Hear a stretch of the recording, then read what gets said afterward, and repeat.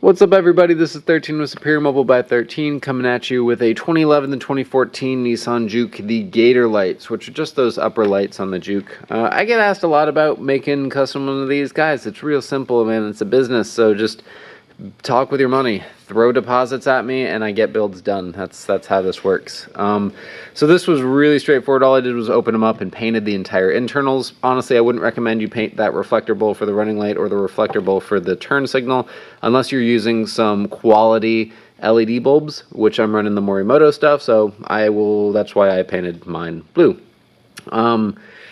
This would be a really sweet mod. You could just paint it all OEM body color, or we could do any sort of whatever. You can do any sort of lighting upgrades. This one also I just painted over that reflector, that amber. I was not a fan of that, but ultimately I just didn't want any chrome on my car. So this was easy. Pricing will be in the description as per always. But that's all. This is real simple. I'll talk to you later. See you.